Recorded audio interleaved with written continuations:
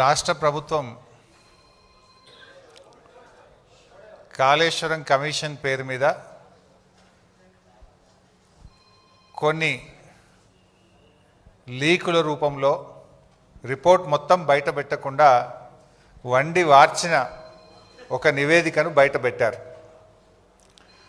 అయితే ఈరోజు దాని మీద నిజాలు వాస్తవాలు రాష్ట్ర ప్రజల ముందు ఉంచాలనే ఉద్దేశంతో ఈ పీపీటీని ఈ ప్రెస్ కాన్ఫరెన్స్ను నిర్వహించడం జరుగుతూ ఉంది.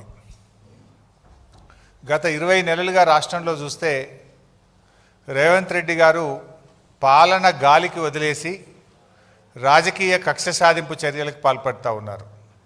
రాష్ట్రంలో పాలన లేదు, ఎక్కడా రైతులకు యూరియా దొరుకుతలేదు, హాస్టల్ పిల్లలు ఆసుపత్రుల పాలవుతూ ఉన్నారు, తరగతి గదుల్లో చదువుకోవాల్సిన విద్యార్థులు ఫీజు రియంబర్స్మెంట్ విడుదల చేయాలని, ఉద్యోగాలకు నోటిఫికేషన్లు ఇవ్వాలని రోడ్లెక్కుతున్న పరిస్థితి, వర్షాలు పడక నీళ్లు రాక పంటలు ఎండిపోతున్న పరిస్థితి, ఈ రకమైన పరిస్థితులు రాష్ట్రంలో ఉన్నాయి. కానీ రేవంత్ రెడ్డి గారు మా ప్రభుత్వం మాత్రం డబ్బులు దంచుకునేందుకు కమిషన్లు, ప్రతిపక్షాల మీద కక్ష సాధించడం కోసం రాజకీయ కమిషన్లు. ఇవాళ ఏం జరుగుతుందో రాష్ట్రంలో ఎవరిని అడిగినా చెప్తారు. ఫైనాన్స్ డిపార్ట్మెంట్లో బిల్లు పాస్ కావాలంటే 10%, 12% కమిషన్లని కాంట్రాక్టర్లే సెక్రటరియట్లపై ధర్నాలు చేస్తున్నారు. ల్యాండ్ కన్వర్షన్ కావాలంటే కమిషన్లు, బిల్డింగ్లకు అనుమతి రావాలంటే కమిషన్లు, మొత్తం కూడా ఈ రాష్ట్రంలో అంతా కమిషన్లమయం చేసినారు.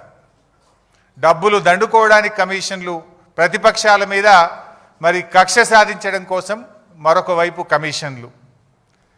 ఈరోజు రెండు పార్టీలు కాంగ్రెస్ బీజేపీలు ఇద్దరూ కలిసి కుట్ర చేస్తూ ఉన్నారు. రెండు పార్టీలు కలిసి రాజకీయంగా ఇలా కక్ష సాధింపు చర్యలకు అటు కేంద్ర రాష్ట్ర ప్రభుత్వాలు ప్రయత్నం చేస్తూ ఉన్నాయి. మనం చూసాం ఎన్డీఎస్ఏ రిపోర్ట్. ఎన్డీఎస్ఏ రిపోర్ట్ ఏం జరిగిందో మీ అందరికీ తెలుసు. ఇప్పుడు ఇదే గోదావరి నది మీద పోలవరం ప్రాజెక్ట్ ఉంది. మరి పోలవరం ప్రాజెక్టులో కుప్పగూలింది, 3 సార్లు కూలింది. 3 సార్లు కుప్పగూలిన ఆడికి ఎన్డీఎస్ఏ బోలే. ఇదే గోదావరి నది మీద అక్కడికి ఎన్డీఎస్ఏ బోదు, రిపోర్ట్ ఇయ్యదు. కానీ మేడిగడ్డ బ్యారేజ్ మీద మాత్రం పిలవకుండానే, రాష్ట్ర ప్రభుత్వం కోరకుండానే హడావిడిగా వచ్చి అసెంబ్లీ ఎన్నికల ముందు ఒక రిపోర్టు, పార్లమెంట్ ఎన్నికల ముందు ఒక రిపోర్టు, బీఆర్ఎస్ పార్టీ రజతోత్సవం జరుపుకుంటే దాని ముందు ఇంకొక రిపోర్ట్ ఇస్తారు. అది బీజేపీ నీతి. ఇప్పుడు ఇక స్థానిక సంస్థల ఎన్నికలు వచ్చినాయి, రేపో మాపో లోకల్ బాడీ ఎలక్షన్లు వస్తున్నాయి అంటే ఇప్పుడు మేడిగడ్డ, సుందిల్ల, అన్నారం మీద కాళేశ్వరం కమిషన్ రిపోర్టును మళ్ళీ బయటపెట్టి రాజకీయ కుట్రలకు ఈరోజు ఈ ప్రభుత్వం పాల్పడతా ఉంది. అంటే ఎంత దుర్మార్గంగా, దానికి మీడియానే సాక్ష్యం. మీరే ఇక పిలుస్తుండ్రు అని రాసిండ్రు కమిషన్ ముందుకు. మీరే రాసిండ్రు కేసీఆర్ గారిని, హరీష్ రావు గారిని పిలవవలసిన అవసరమే లేదు, నివేదిక పూర్తయింది, రేపో మాపో ఇస్తారని మీరే రాసిండ్రు కదా. ఆ తర్వాత మళ్ళీ ఏం జరిగిందో ఏందో తెలియదు కానీ రేవంత్ రెడ్డి పోయి మరి ఏమైనా దండం పెట్టిండో ఏం చేసిండో కానీ రాత్రికి రాత్రే కమిషన్ గడువు పెంచిండ్రు. మళ్ళా రాత్రికి రాత్రే లీకులు. ఏమని? హరీష్ రావు గారిని, కేసీఆర్ గారిని కమిషన్ పిలిచింది, మాకు నోటీస్ రాలే. గమ్మత్ ఏంటంటే మాకు నోటీస్ రాలే, మీడియాలో మాత్రం లీక్ వచ్చింది. ముందు రోజేమో పిలుస్తలేరు, రిపోర్ట్ ఇచ్చిండ్రు అన్నారు. తెల్లారేమో లే రిపోర్టు ఎక్స్టెన్షన్ ఆఫ్ టైం అయింది, కమిషన్కు నోటీస్ ఇచ్చిండ్రు అన్నారు. మాకు నోటీస్ రాలే కానీ మీడియాలో మాత్రం నోటీస్ వచ్చింది. అంటే ఇదంతా ఒక కుట్రతో జరుగుతున్నది అనేది చాలా స్పష్టంగా మనకు అర్థమవుతూ ఉంది. అయితే నిన్న ప్రభుత్వం ఏమో ఒక 60 పేజీలతో రిపోర్ట్ రిలీజ్ చేసిండ్రు. ఆ రిపోర్ట్ చూస్తుంటే అవాస్తవాలు, అబద్ధాలు, రాజకీయ దురుద్దేశాలతో కూడినటువంటి ఒక 60 పేజీల రిపోర్ట్ను బయటపెట్టినారు. ఇప్పుడు ఇంతకది పూర్తి రిపోర్టా, కమిషన్లో ఉన్న విషయాలే చెప్పారా, ప్రభుత్వం ఏమన్నా వండి వార్చిందా? ఇప్పుడు పూర్తి రిపోర్ట్ బయటకు వస్తే డెఫినెట్గా బీఆర్ఎస్ పార్టీ ఇంకా గట్టిగా స్పందిస్తాం. అసెంబ్లీలో పెడతామంటున్నారు. అసెంబ్లీలో 650 పేజీల రిపోర్టు పెట్టండి, చీల్చి చెండాడతాం, నిజాలు ప్రజల ముందు పెడతాం, వాస్తవాలను నిగ్గుదిల్చే విధంగా అన్ని విషయాలను కూడా శాసనసభ వేదికగా ఈ ప్రభుత్వాన్ని నిలదీస్తాం. ఎందుకంటే ఇప్పుడు ఆ విషయాలు నిజంగా కమిషన్ రిపోర్ట్లో ఉన్న విషయమా, కమిషన్లో లేనిది ప్రభుత్వం ఏమన్నా కల్పించి కొన్ని చెప్పిందా అనేటువంటిది తేలాల్సినటువంటి అవసరం ఉంది. ఎట్లా ఉందంటే నచ్చిన పేరాలు లీకులు, నచ్చని నాయకులు బాధ్యులు అన్నట్టు ఉంది. ఇప్పుడు 650 పేజీల్లో నచ్చిన పేరాలనే లీకులు చేసిండ్రు, నచ్చని నాయకులను బాధ్యులు చేసినట్టుగా నిన్న ప్రభుత్వం రిలీజ్ చేసిన రిపోర్టు కనబడతా ఉంది. ఎందుకంటే ఆ రిపోర్ట్ ఒకవేళ అదే నిజమైతే అది ఎట్లుందంటే కేంద్ర ప్రభుత్వాన్ని తప్పుపట్టినట్టుంది. కాళేశ్వరంకి అనుమతులు ఎవరు ఇచ్చిండ్రు? TAC technical advisory committee report is given by government of India, కేంద్ర ప్రభుత్వమే ఇచ్చింది. ఒకవేళ ఆ రిపోర్ట్ నిజమే అయితే కేంద్ర ప్రభుత్వాన్ని తప్పుపట్టినట్టు, అన్ని అనుమతులు ఇచ్చిన సెంట్రల్ వాటర్ కమిషన్ను తప్పుపట్టినట్టు, ఇంజనీర్లను తప్పుపట్టినట్టు, రిటైర్డ్ ఇంజనీర్లను తప్పుపట్టినట్టు, బ్యూరోక్రాట్లను తప్పుపట్టినట్టు. అంటే ఈ రకంగా అసలు రిపోర్టు ఒకవేళ ఇచ్చిందా లేదా తెలియదు, ఇచ్చుంటే మాత్రం అది ఒకవైపే చూసి ఒకవైపే విని ఒకవైపే నిలబడి ఇచ్చిన రిపోర్ట్ లాగా ఉంది. అది వాస్తవం ఏందనేది 650 పేజీల రిపోర్ట్ బయటకు వస్తే కానీ తెలియదు. కానీ ఇప్పుడు ప్రభుత్వం బయట పెట్టిన దాన్ని బట్టి చూస్తే, ఆ రిపోర్టు చూస్తే అది నిజమైతే కమిషన్ ఒకవైపే చూసి ఒకవైపే విని ఒకవైపే నిలబడి ఇచ్చిన రిపోర్ట్ లాగా కనబడతా ఉంది. ఎందుకంటే ఆ రిపోర్ట్ పూర్తిగా ట్రాష్,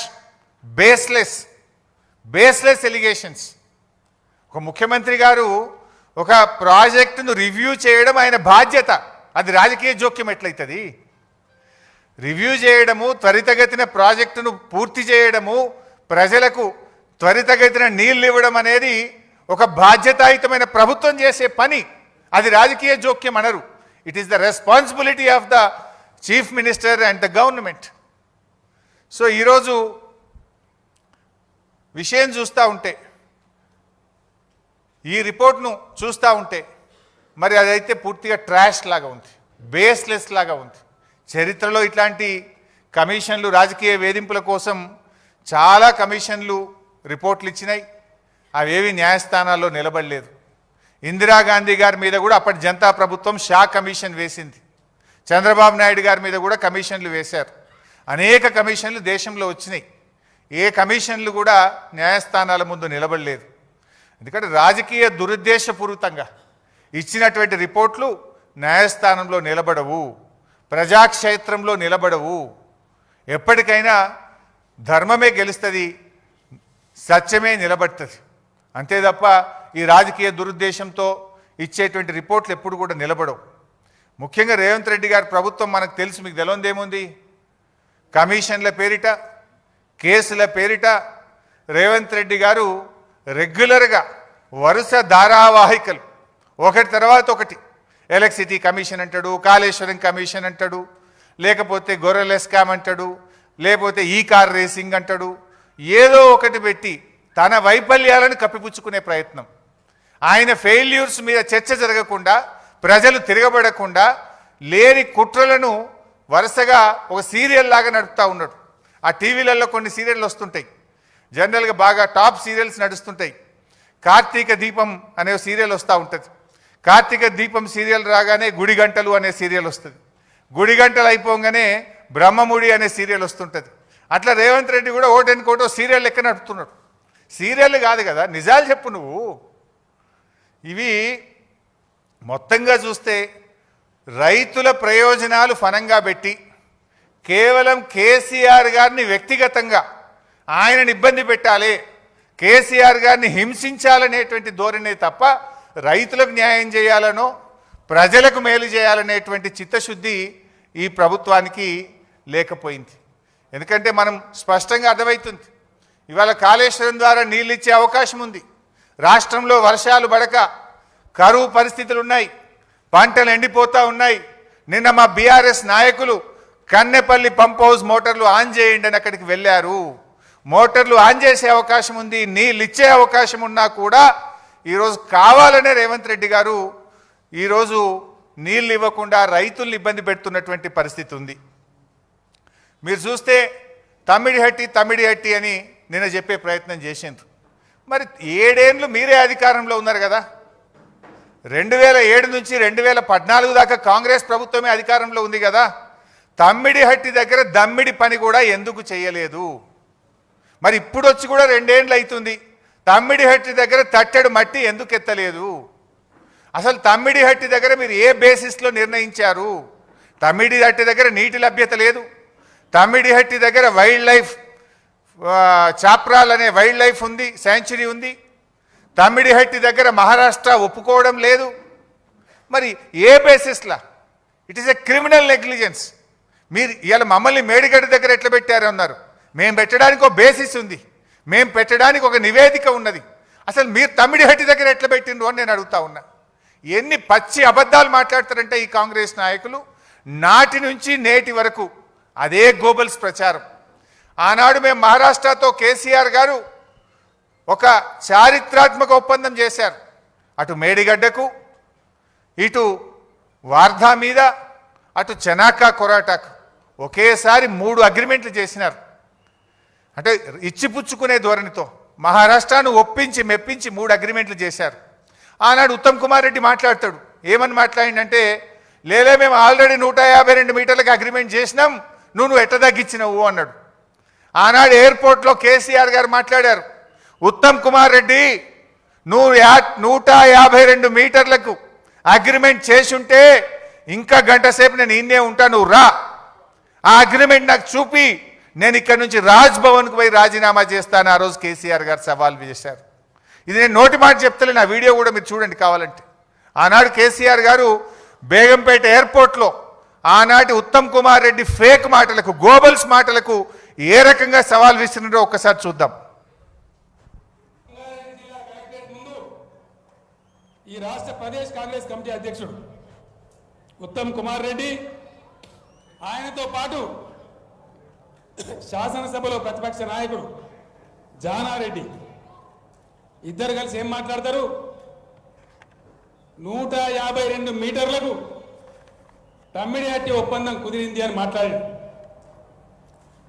ఉత్తమ్ కుమార్ రెడ్డి, నీవు నిజంగా నిజాయితీ ఉన్నవాడు నేను ఎట్లయినా బేగంపేట ఎయిర్పోర్ట్లో ఇంకో అర్ధగంట 40 నిమిషాలు ఉంటా. నీకు దమ్ముంటే ఆ ఒప్పందం కాగితం తీసుకొని బేగంపేట ఎయిర్పోర్టుకు రా. ఒకవేళ అది నిజమే అయితే ఇక్కడి నుంచి నేను ఇంటికి పోను, రాజ్భవన్కు అయినా రాజీనామా సమర్పిస్తాను మనవి చేస్తా ఉన్నాను.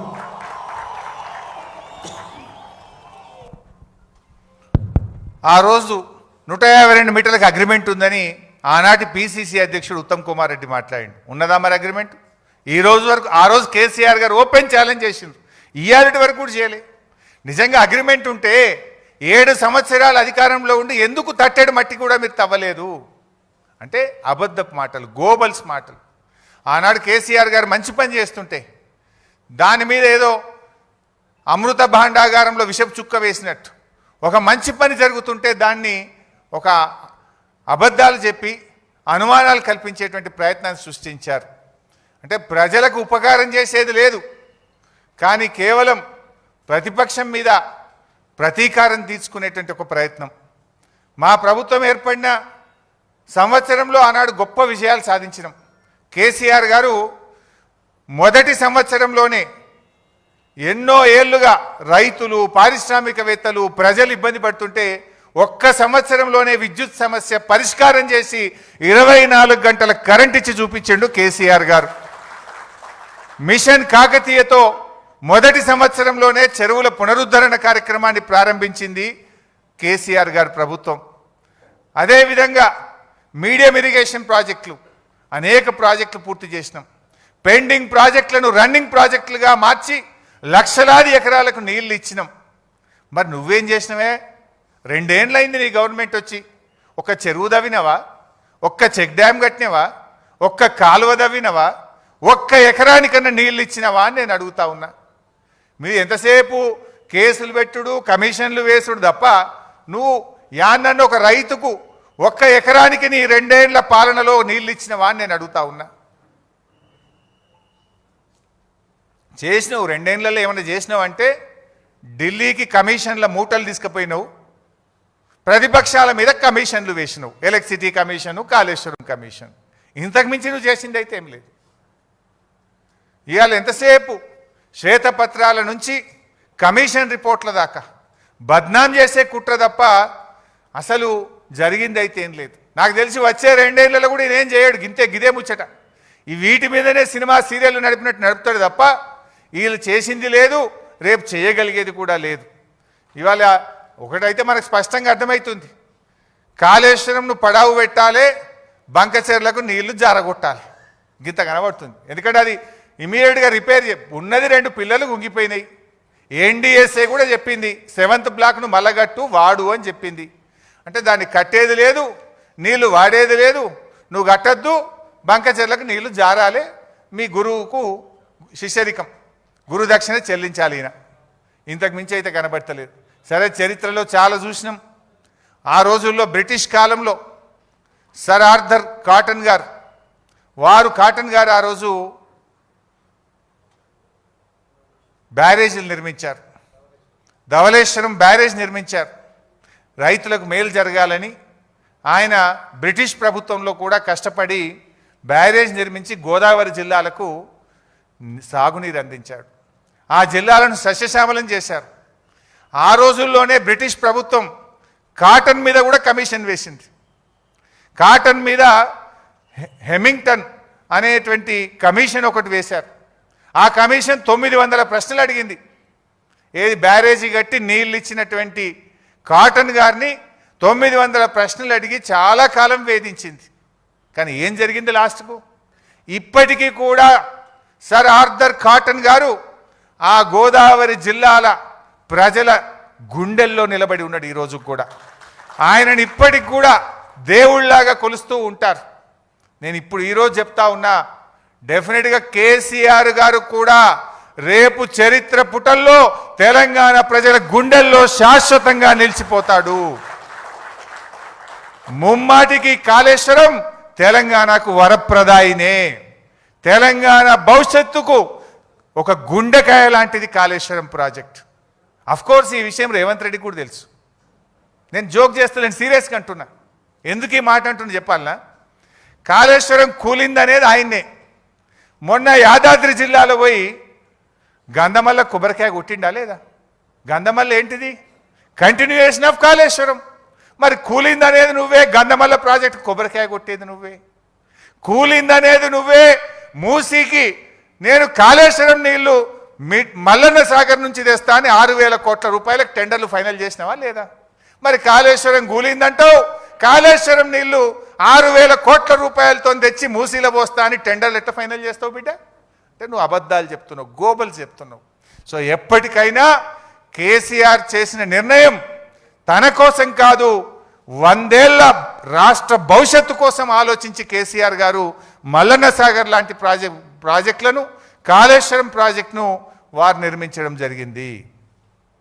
ఇక ఉత్తమ్ కుమార్ రెడ్డి నిన్న ఇంకో మాట మాట్లాడి, ఆయన మాట్లాడుకుంటూ లేదు మేము ప్రాణహిత చేవెళ్ళ ప్రాజెక్టులో అదేంది 11,000 కోట్ల రూపాయలు ఖర్చు పెట్టినాం, రాష్ట్రం ఏర్పడే వరకే దాదాపు 32% ఖర్చు పెట్టినాం అన్నాడు. ఆయన బిల్డప్ ఎట్లుంటుందంటే ఇక సత్యహరిశ్చంద్రునికి తమ్ముని లెక్క బిల్డప్ ఇస్తాడు. సత్యహరిశ్చంద్రుడే దిగచ్చిండా, అబ్బా ఉత్తమ్ కుమార్ రెడ్డి ఇంత నిజాయితీగా మాట్లాడిండా అని మాట్లాడతాడు. ఆస్కార్ అవార్డు ఇవ్వచ్చు ఆయనకు. వాస్తవానికి చెప్పాలంటే 2014 రాష్ట్రం ఏర్పడే నాటికి ప్రాణహిత చేవెళ్లలో పెట్టిన ఖర్చు కేవలం 3,700 కోట్లు మాత్రమే. మీరు చేసిన పనులు కేవలం 3,700 కోట్లు మాత్రమే, నాట్ ఈవెన్ 10%. కానీ ఆయన ఏం చెప్పిండి నిన్న? 11,000 కోట్ల రూపాయల పనులు చేసినాం, 32% పని చేసినాం. అబద్ధాలకు కూడా హద్దు పద్దు ఉండాలి. నువ్వు అసలు గుండెకాయ లాంటి తమ్మిడి హట్టికి ఢిల్లీలో, మహారాష్ట్రలో, ఆంధ్రప్రదేశ్లో కాంగ్రెస్ ప్రభుత్వం ఉన్నా, ఆనాటి క్యాబినెట్లో నువ్వు మంత్రిగా ఉన్నా కనీసం అనుమతి కూడా తేలేదు. నా సిడబ్ల్యూసి అనుమతి తేలేదు, నా మహారాష్ట్రతో ఒప్పందం చేయలేదు. ఇంకా సిగ్గు లేకుండా 32% పనులు చేసినాం. కమిషన్లు దొబ్బిండ్రు మీరు. ఆ రోజు మొబిలైజేషన్ అడ్వాన్స్ పేరు మీద సర్వే అండ్ మొబిలైజేషన్ అడ్వాన్స్ పేరు మీద 2300 కోట్ల రూపాయలు జేబులు నింపుకున్నారు, కమిషన్లు దొబ్బిండ్రు, ప్రజలకు అన్యాయం చేసిండ్రు. 4 ఏళ్ల ప్రాజెక్టు పూర్తి చేస్తామన్నారు. 7 ఏళ్ళు అధికారంలో ఉంటే తట్టడు మట్టి కూడా తమ్మిడిహట్టి దగ్గర తవ్వకుండా ఈ రాష్ట్రానికి అన్యాయం చేసింది కాంగ్రెస్ పార్టీ. ఇంకా మీరు ఈరోజు మాట్లాడుతూ ఉన్నారు. ఇకపోతే కాళేశ్వరం మీద నిన్న గవర్నమెంట్ ఒక 60 పేజీల రిపోర్ట్ బయట పెట్టింది. సరే, నేను ఇందాకే చెప్పిన నిజాలేంది అబద్ధాలేంది 650 పేజీల రిపోర్ట్ పెట్టే బయటకు వస్తుంది. బట్ నిన్న గవర్నమెంట్ చెప్పిన దాంట్లో 4 అంశాలు ప్రధానంగా చెప్పారు. ఒకటేమో తమ్మిడిహట్టి నుంచి మేడిగడ్డకు మార్చినటువంటిది అది సిన్సియర్గా హానెస్ట్గా అనిపించలేదు అనేది ఒక కామెంట్ చూశాను నిన్న. రెండవది రిటైర్డ్ ఇంజనీర్లు మేడిగడ్డ దగ్గర నిపుణుల కమిటీ మేడిగడ్డను వద్దన్నదని ఒక 50 సార్లు రాసినారు నిన్న. దాని సంగతి ఏందో ఇప్పుడు బట్టలు పెట్టేట్టు చెప్తా వీళ్ళది. నిపుణుల కమిటీ మేడిగడ్డను వద్దన్నదట. ఇక మూడో విషయం ఏం చెప్పే ప్రయత్నం చేసిందంటే క్యాబినెట్ ఆమోదం లేదు అని చెప్పే ప్రయత్నం చేసిండ్రు. ఈ 3-4 విషయాల మీద నేను ఆరోపణలు చేయను, నిజాలు ఆధారాలతో సహా చూపిస్తాను. సో ఫస్ట్ దానికి పోదామిగా. తమ్మిడిహట్టి వద్ద నీటి లభ్యత లేకపోవడం, అసలు అది తమ్మిడిహట్టి నుంచి మేడిగడ్డకు మార్చడం మాకేదో సిన్సియర్గా అనిపించలేదు అన్నారు. ఒకసారి లెట్ us సీ దట్. ఇది నేను చెప్తున్నది అయితే కాదు, ఇది కేంద్ర ప్రభుత్వం సెంట్రల్ వాటర్ కమిషన్ మనకు రాసిన లేఖ, లెటర్ నంబర్ 1. ఇది 18/2/2015 మన రాష్ట్రానికి వచ్చింది. ఇందులో ఏం రాశారో ఒకసారి చదివి వినిపిస్తాను.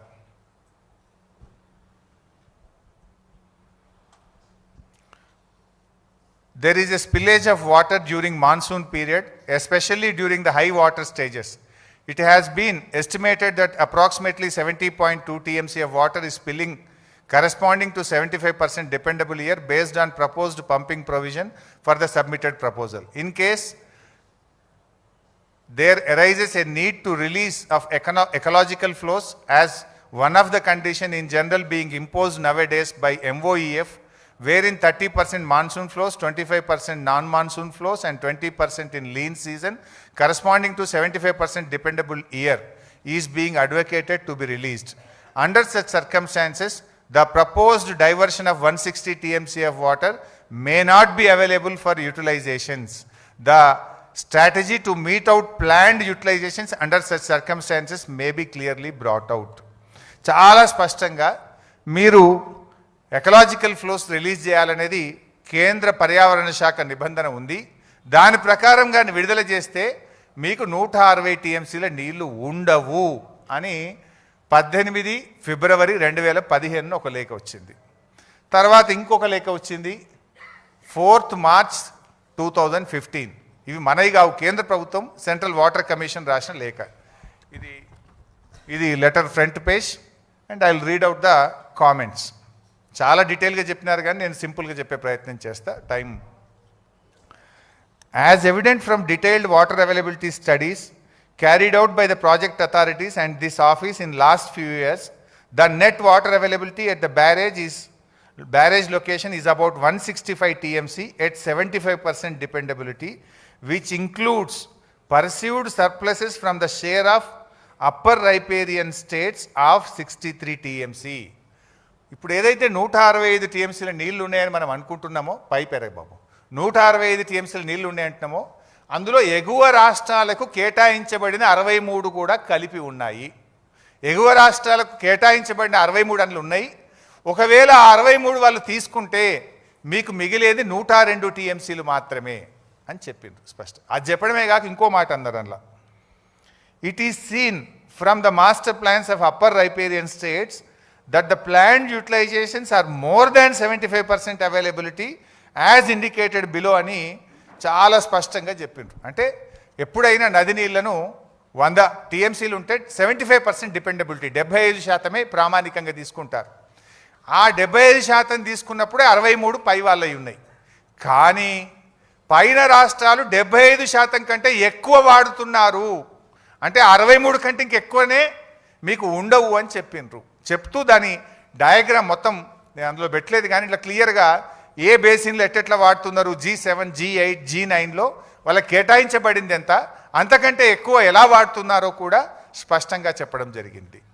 చెప్తూ ఆ కింది పారాగ్రాఫ్ చూస్తే, as such the availability of surpluses from upper riparian states as estimated at barrage site may not be reliably available in future.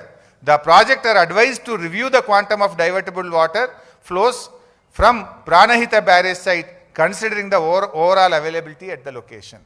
నీళ్ళు లేవు, we're advising the project authority, review చేసుకోండి, ప్రత్యామ్నాయం చూసుకోండి అని స్పష్టంగా రెండవ లెటర్లో కూడా తేల్చి చెప్పారు. నీళ్లు లేవు అని ఇంత స్పష్టంగా ఒకవైపు సెంట్రల్ వాటర్ కమిషన్ చెప్తూ ఉంటే, ఇంకొక వైపు వీళ్ళు ఏం కామెంట్ చేస్తారు, దే ఆర్ నాట్ సిన్సియర్. అంటే we have not decided, it is told by CWC. Central water కమిషనే చెప్పింది, ఒక్క లెటర్లో కాదు 2 లెటర్లలో చెప్పింది. నీళ్లు లేవని కొండబద్దలు కొట్టి సెంట్రల్ వాటర్ కమిషన్ చెప్తూ ఉంటే మీరు ఎందుకు మార్చిండ్రు, మీ మార్పు సిన్సియర్గా అనిపిస్తలేదు అని నిన్న కామెంటు రాష్ట్ర ప్రభుత్వం విడుదల చేసింది. అందులో ఇంకోటి రాసింది నిన్న సెకండ్ స్లైడ్, ఇదైతే మరీ జోక్. నిన్న ఒకటి ఏం పెట్టిందంటే, ఉమాభారతి గారు ఒక లెటర్ రాసింది తెలంగాణ ప్రభుత్వానికి, దాంట్లో హైడ్రాలజీ క్లియరెన్స్ వచ్చిందని చెప్పిండ్రు అని చెప్పి నిన్న ఒక లెటర్ రాసిండ్రు. Next page. అదే ఉమాభారతి రాసిన లెటర్లో ఐ విల్ మీడియాకు కూడా ఈ ఫుల్ లెటర్ రిలీజ్ చేస్తాను, నిన్న గవర్నమెంట్ రిలీజ్ చేయలేదు, I will release the full letter. Next slide. అదే ఉమాభారతి గారు రాసిన లెటర్లోనే ఉంది నీళ్లు లేవు అని. యూసీ బాబు డిస్టర్బ్ చేయొద్దు నాన్న, ప్లీజ్ డిస్టర్బ్ చేయొద్దు నాన్న, చైర్లు వద్దు, డిస్టర్బ్ చేయకండి, 5 minutes ప్లీజ్. అదే ఉమాభారతి గారు రాసిన లెటర్లోనే, పూర్తిగా పెట్టు బాబు, పేజ్ నెంబర్ 3లో ఆవిడే క్లియర్గా చెప్పింది. మీరు లాస్ట్ లైన్ చూడండి. Under such circumstances, the proposed diversion of 160 TMC of water may not be available for utilizations. The strategy to meet out planned utilizations under such circumstances need to be clarified. Uma Bharti గారే రాసిండ్రు, నీళ్లు లేవు, 160 TMCల నీళ్లు ఉండవు, మీరు ప్రత్యామ్నాయం ఆలోచించుకోండి అని ఆ లెటర్లోనే రాసిండ్రు. కానీ నిన్న కమిషన్ రిపోర్ట్ పేరిట నిన్న రాష్ట్ర ప్రభుత్వం చేసిన డ్రామా ఏంది, అప్పటికే హైడ్రాలజీ క్లియరెన్స్ వచ్చిందని ఉమాభారతి రాసిండ్రు అన్నారు. ఇది ఉమాభారతి గారి లెటరు. ఆ లెటర్లోనే చాలా స్పష్టంగా 160 TMCల నీళ్లు లేవుగాక లేవు అని తేల్చి చెప్పారు. ఇది ఉమాభారతి గారి లెటరు. దీని తర్వాత ఉమాభారతి కింద ఉండే సెంట్రల్ వాటర్ కమిషన్ ఫిబ్రవరి నెలలో ఒకటి, మార్చి నెలలో ఒకటి కూడా నీళ్లు లేవు, ఉండవు, ప్రత్యామ్నాయం చూసుకోండి అని చెప్పింది. 3 ఆధారాలు ఉన్నాయి. ఇక ఇంత స్పష్టంగా ఉంటే వీళ్ళు దాన్ని తప్పుదో పట్టించే ప్రయత్నం చేస్తున్నారు. Next slide. అసలు తుమ్మిడిహట్ నుంచి ఎందుకు మార్చాల్సి వచ్చింది? ఇప్పుడు మీకు 3 ఆధారాలు చూపించాను. సిడబ్ల్యూసి 2 లెటర్లు, ఉమాభారతి లెటర్ నీళ్లు లేవు. దెన్ మహారాష్ట్ర గవర్నమెంట్ 152 మీటర్ల ఎత్తులో బ్యారేజ్ నిర్మించడానికి ఒప్పుకునేది లేనే లేదు అని చెప్పింది. దానికి 7 ఏళ్ళు అప్పటి కాంగ్రెస్ ప్రభుత్వం అప్పుడు అదే చెప్పిండ్రు. నేను 1 సంవత్సరం పాటు కేసీఆర్ గారు, మా ఇంజనీర్లు, మా అధికారులు, నేను కూడా స్వయంగా వెళ్ళి మహారాష్ట్రను ఒప్పించే ప్రయత్నం చేస్తే ఒప్పుకునే ప్రశ్నే లేదని తేల్చి చెప్పిండ్రు. 2వ పాయింట్, అక్కడ చాప్రాల్ వైల్డ్ లైఫ్ ఉంది. అసలు చాప్రాల్ వైల్డ్ లైఫ్ ఉన్నటువంటి చోట ఎవడన్నా బ్యారేజ్ కడతాడా? సుప్రీంకోర్టు నుంచి అనుమతి రావాలంటే 10 ఏళ్ళు పట్టినా రాదది. అంటే నీళ్ళు ఇచ్చే ఉద్దేశం కాదు, నీళ్లు లేని చోట ఇరికిచ్చిండ్రు, అంతర్రాష్ట్ర ఒప్పందాల్లో కిరికిర్లో ఇరికిచ్చిండ్రు, చాప్రాల్ వైల్డ్ లైఫ్లో కిరికిచ్చిండ్రు. అంటే మీరు అసలు తమ్మిడిహట్టి దగ్గర పెట్టుడే పెద్ద తప్పు చేసింది కాంగ్రెస్. అసలు ఇవాళ ఏదన్నా చర్యలు తీసుకోవాలంటే కాంగ్రెస్ పార్టీ మీద చర్యలు తీసుకోవాలి. ఏ బేసిస్ మీద మీరు తమ్మిడిహట్టి దగ్గర పెట్టినరు, ఎందుకు 7 ఏళ్లలో అనుమతులు తేలేదు, ఇవాళ మీరు సమాధానం చెప్పాలి. ఇంకా ఉల్టా ఇప్పుడు మమ్మల్ని అంటున్నారు. మీరు చేసిన తప్పును, మీరు చేసిన వృధా ఖర్చును నిరుపయోగం కాకుండా ఉపయోగించడం కోసమే తమ్మిడిహట్టి దగ్గర నుంచి మేడిగడ్డకు మార్చడం జరిగింది. మీరే అదే విషయం రాసిండు అక్కడ. ఆనాడు మహారాష్ట్ర ముఖ్యమంత్రి గారు మన సీఎం గారికి రాసిండ్రు. ఆనాడు 2013లో రాశారు.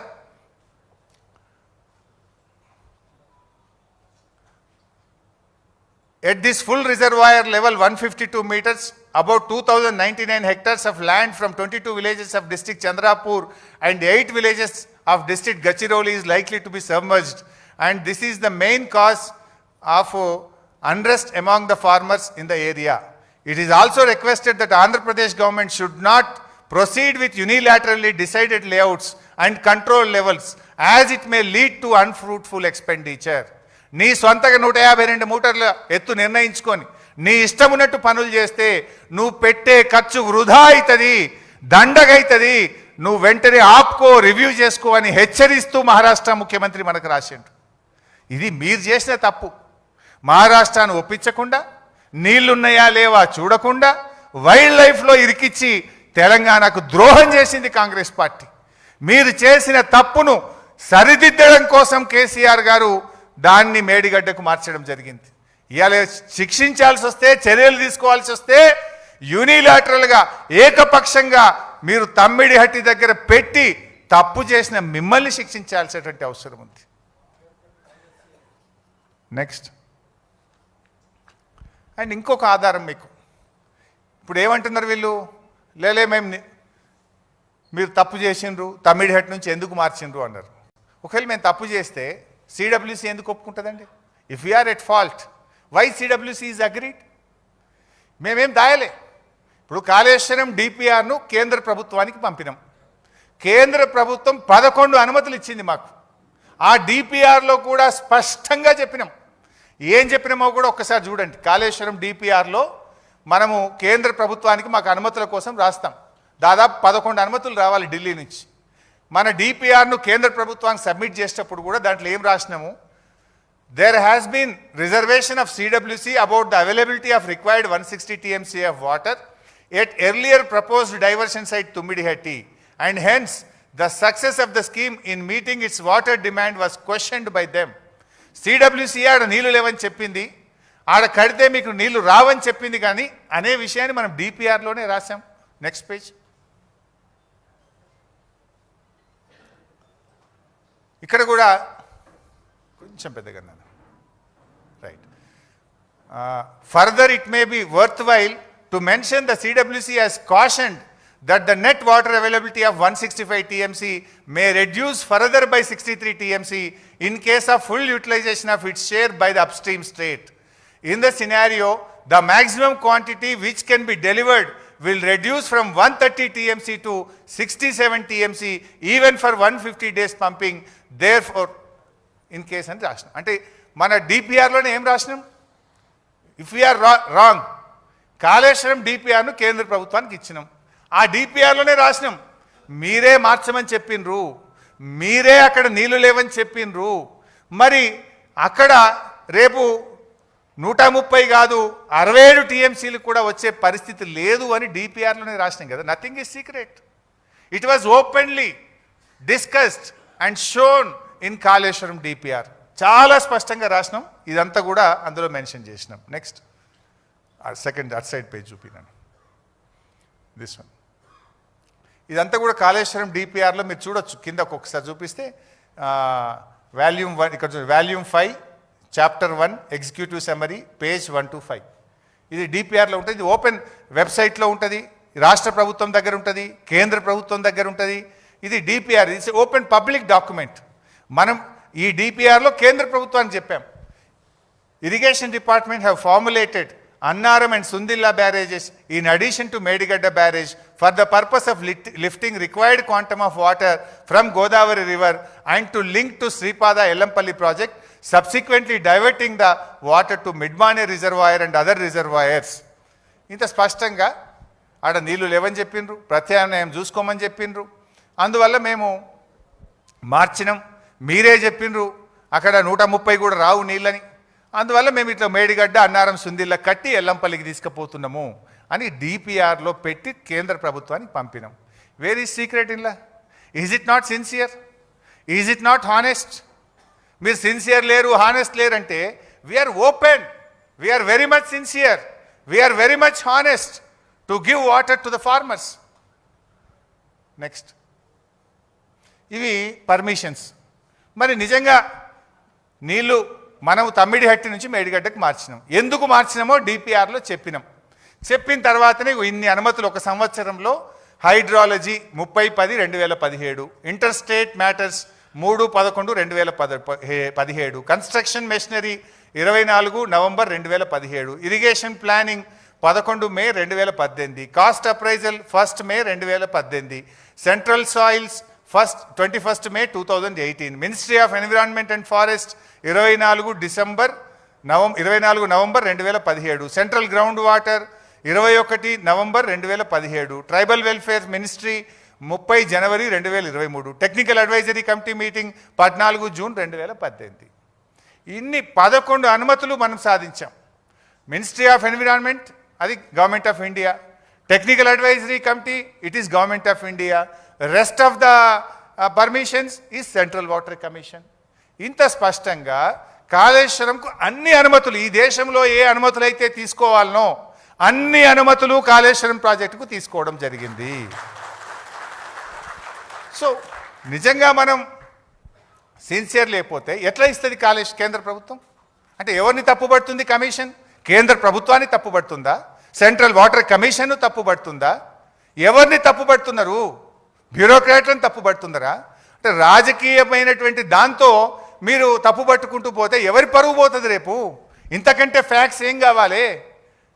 మేము సెంట్రల్ వాటర్ కమిషన్ రాసిన లేఖలు చూపించాను, ఉమాభారతి రాసిన లేఖ చూపించాను, మేము కేంద్ర ప్రభుత్వానికి ఇచ్చిన కాళేశ్వరం డిపిఆర్ చూసాము, కేంద్ర ప్రభుత్వం ఇచ్చిన అనుమతులు అంత స్పష్టంగా ఉన్నాయి. Where is the fault? ఎక్కడ డిస్హానెస్ట్ ఉంది? ఎక్కడ ఇన్సిన్సియర్ ఉన్నాము? Is it not open? ఇంత స్పష్టంగా కూడా మనం చెప్పాం. నెక్స్ట్, నౌ ఇది first topic. Now we're going to the second topic. అంటే ఫస్ట్ టాపిక్ ఏంది? మీరు తమిడిహట్ నుంచి మేడిగడ్డకు మార్చడంలో సిన్సియారిటీ లేదు అంటే what is our sincerity, what is our honesty I have shown. Now coming to the second topic. ఇది మేడిగడ్డ బ్యారేజ్ను రిటైర్డ్ ఇంజనీర్లు వ్యతిరేకించారు. మీరు చాలా నిన్న చూసుంటారు. నిపుణుల కమిటీ వ్యతిరేకించింది, నిపుణుల కమిటీ నివేదికను తొక్కిపట్టారు, నిపుణుల కమిటీ నివేదికను పక్కదో పట్టించారు అని పదే పదే చెప్పారు. ఇప్పుడు నేను చూపించే నిజాలు, నేను చూపించే డాక్యుమెంట్ చూపిస్తే మరి రేవంత్ రెడ్డి, ఉత్తమ్ కుమార్ రెడ్డి తల ఎడబెట్టుకుంటారో నాకైతే తెలియదు.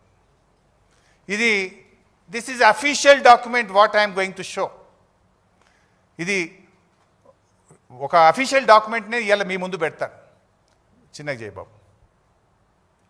సో మేడిగడ్డ బ్యారేజ్ మీద కేసీఆర్ గారు రిటైర్డ్ ఇంజనీర్లతో కమిటీ వేశారు. దాని మీద this is the report, retired ఇంజనీర్లు ఇచ్చినటువంటి రిపోర్ట్. ఇది ఫుల్ రిపోర్ట్. ఈ రిపోర్ట్లో అసలు ఏం అడిగింది మనము? మేం చెప్పడం కదా, వాళ్ళే చెప్పిండ్రు. The honourable chief minister has ordered the irrigation department to explore the possibilities of constructing barrage on Godavari river near Medigadda to store about 5 TMC of water in river margin and to examine whether 160 TMC of water can be directly lifted and taken to Mid-Money reservoir. Medigadda barrage కట్టి అక్కడి నుంచి నేరుగా 160 TMCల నీళ్లను మిడ్-మానేర్ తీసుకుపోవచ్చా అనే అంశాన్ని పరిశీలించమని చెప్పారు అనేది క్లియర్గా రిపోర్ట్లో రాశారు. కింద next paragraph, the site of barrage was examined during the aerial survey and proceed site for construction of barrage is feasible in view of less width of Godavari river. As per topo study, the FRL of the barrage can be fixed about 105 meters without submerging Patta lands in Maharashtra. అంటే ఏం రాసిండ్రు? మేడిగడ్డ దగ్గర barrage is feasible, కట్టొచ్చు అని చాలా స్పష్టంగా రాసిండ్రా. This is in the first report. ఇది మొదటి రిపోర్ట్. ఇది నెక్స్ట్ పేరా,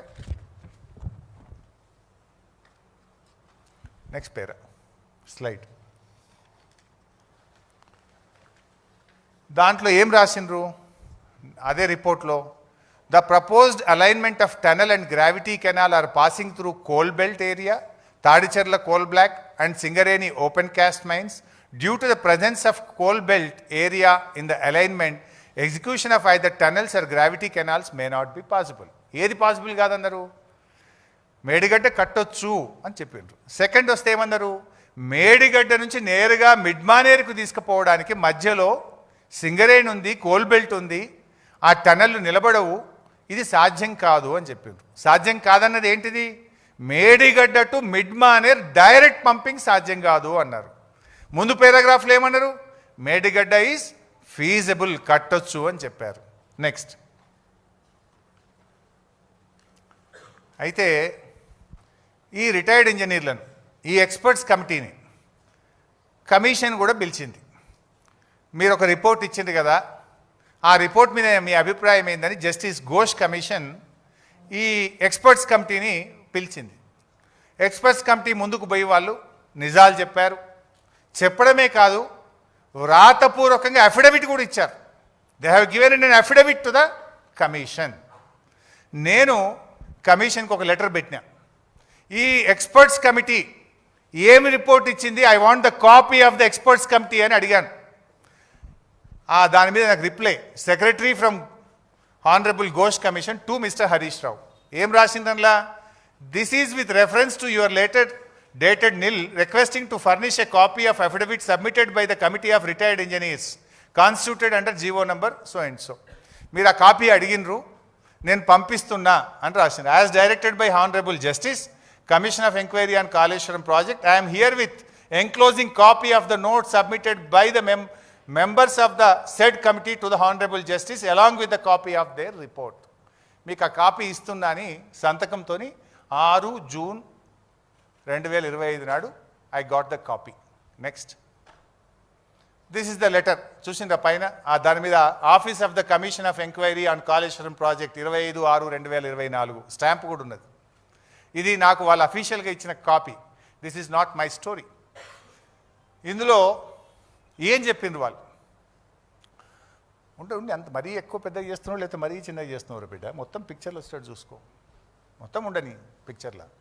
ఇది తగ్గిపోయి ఇది కట్ అవుతుంది. Right, proceed with 20. ఇది next, this committee is not aware of this reduced yield of 102 TMC at 75% dependability at Tamidihatti site or alternative site proposed by us from Vemunapalli site at the time of submission of report on 7th April 2015. అంటే ఈ first report ఇందాక నేను చూపించాను కదా, ఈ first report 7 April 2015 ఇచ్చారు. ఈ report ఇచ్చినాడు అక్కడ నీళ్లు లేవు అని సెంట్రల్ వాటర్స్ కమిషన్ చెప్పిన విషయం మాకు తెలియదు అని వాళ్ళ రిపోర్ట్లో రాసింది. నెక్స్ట్, అయితే నిన్న వాళ్ళు గవర్నమెంట్ ఒక ప్రజెంటేషన్ ఇచ్చింది, మీరు చూసి ఉంటారు కదా. ఆ ప్రజెంటేషన్లో ఈ పారాగ్రాఫ్ రాసిండు, Harish Rao has not denied in his evidence అని ఏదో పెట్టినారు. సరే, నేను అది చాలా స్పష్టంగా డినై చేసిన. ఇది నేను ఆన్సర్ కమిషన్కి నేను ఇచ్చిన క్వశ్చన్ అండ్ ఆన్సర్స్. ఆ రోజు కమిషన్ మీటింగ్ అయిపోగానే I took the copy.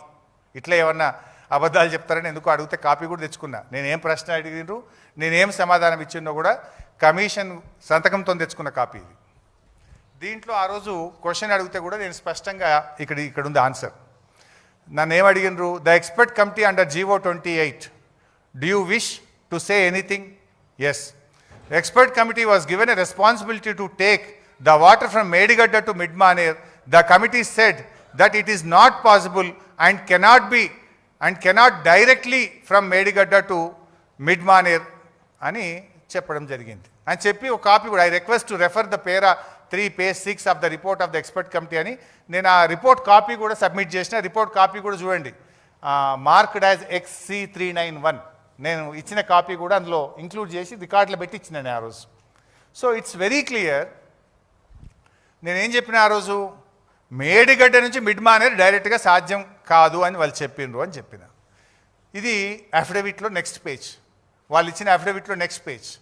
In our report dated 7/4/2015, ఇందాక చెప్పిన కదా ఫస్ట్ రిపోర్ట్ మేము వేసినప్పుడు, on barrages on Godavari and Pranahita rivers we have recommended that construction of barrage on main Godavari river near Medigadda and lifting 160 TMC of water directly to Midmaner reservoir is not desirable due to prohibitive cost and time consumption and also has passed through coal belt. ఇది ఇందాక నేను చూపించిన first రిపోర్ట్లో కూడా ఉంది. ఇది కమిషన్కి ఇచ్చిన రిపోర్ట్లో వాళ్ళు రాసింది. కమిషన్కి ఇచ్చిన రిపోర్ట్లో పేజ్ 13లో వాళ్ళు రాసినటువంటిది. ఏం రాసింది దాంట్లో స్పష్టంగా, మేము ఆ రోజు డైరెక్ట్గా పాసిబుల్ కాదన్నాము. కింద చూడండిగా, after submission of our report, Government of Telangana has dropped the proposal of taking water direct from Medigadda barrage to Midmane reservoir and is now being taken to Sripada Yellanpalli project following the Godavari river, utilizing all the packages of 6, 7, 8. ఏం చెప్పారు? మేము డైరెక్ట్గా సాధ్యం కాదన్న తర్వాత ఆ ప్రపోజల్ను drop చేసి గోదావరి నదిని ఉపయోగించుకొని మేడిగడ్డ నుంచి నీళ్లు ఎల్లంపల్లికి తేవడం జరిగింది. మరి ఇప్పుడు ఎక్కడ వద్దన్నది కమిషన్? ఎక్కడన్నా మేడిగడ్డ వద్దన్నదా? నెక్స్ట్ పేరా కూడా చూడండి, వాళ్ళు రాసింది. వ్యాప్కోస్ consultancy has done the detailed irrigation by LiDAR aerial survey of Godavari river for fixing location of barrages and Godavari river for taking 195 TMC of water to Sripada Yellanpalli project.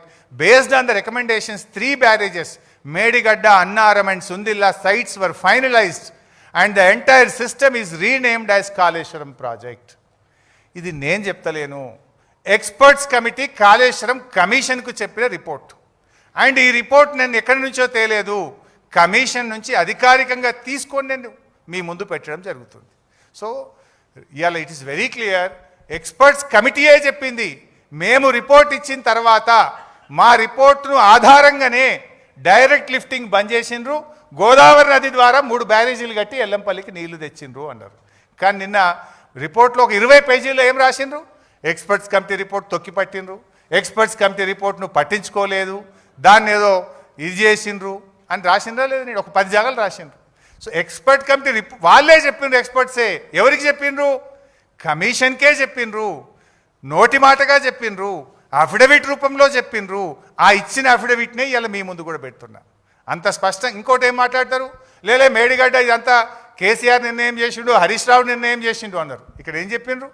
వ్యాప్కోస్ అనే కన్సల్టెన్సీ సంస్థ lidar survey చేసి మేడిగడ్డ అన్నారం సుందిలను నిర్మించాలని సూచించింది అని ఆ ఎక్స్పర్ట్సే చెప్పిండ్రు. మీరు ఏ experts కమిటీని అయితే మేము తొక్కిపట్టినామో వాళ్ళని పట్టించుకోలేదన్నారో వాళ్ళే మీకు ఇచ్చిన నివేదికలోనే చెప్పిండ్రు. It is very clear. అంటే దీన్ని బట్టి నిపుణుల కమిటీ ఇలా రిపోర్ట్ను తొక్కిపట్టిందనో లేకపోతే దాన్ని పట్టించుకోలేదని ఏదైతే నిన్న ప్రభుత్వం చెప్పిందో అది నిజంగా కమిషన్లో ఉందా లేదా ఫుల్ రిపోర్ట్ వస్తే బయటకు వస్తుంది. కానీ ఇలా అది పూర్తిగా అబద్ధం, గోబల్సు, వీళ్ళ అబద్ధాల పరంపర కొనసాగిందనేది మనకు చాలా స్పష్టంగా అర్థమవుతుంది. ఒకవేళ అది నిజమైతే నేను మొదట్లో చెప్పిన ఏది, ఒకవేళ నిన్న కాంగ్రెస్ ప్రభుత్వం క్యాబినెట్ ద్వారా బయటపెట్టిన 60 పేజీల రిపోర్ట్లో నిజం ఉంటే ఎక్స్పర్ట్స్ కమిటీ రిపోర్ట్ మేము తొక్కిపెట్టినాము, నిర్ణయం తీసుకోలేదంటే ఎక్స్పర్ట్సే చెప్పిండ్రు ఏమని? మా నివేదికతోనే రాష్ట్ర ప్రభుత్వం నది ద్వారా నీళ్లు తీసుకుపోయింది, డైరెక్ట్ పంపింగ్ బంద్ పెట్టింది అన్నారు. అంత స్పష్టంగా కమిషన్కు అఫిడవిట్ రూపంలో ఎక్స్పర్ట్సే చెప్పిన తర్వాత ఎక్స్పర్ట్స్ కమిటీ రిపోర్ట్ తొక్కిపెట్టిందని ఎట్లా అంటారు? ఒకవేళ అని ఉంటే అది ఒకవైపే చూసి ఒకవైపే విని ఒకవైపే నిలబడి ఇచ్చిన రిపోర్ట్గా పరిగణించాల్సి ఉంటుంది. If it is true they are one side report. వాళ్ళు అంత స్పష్టంగా నీకే అఫిడవిట్ ఇస్తే ఇచ్చిన అఫిడవిట్ కూడా చదవకుండా మీరు ఈ రకమైన రిపోర్ట్ రాస్తే it's a fake report, illogic report, trash. అంతకంటే ఏముంటుంది ఇంకా? They told yourself. నీకేదో తెలియదు, మీ దృష్టికి రాలేదని కూడా కాదు కదా.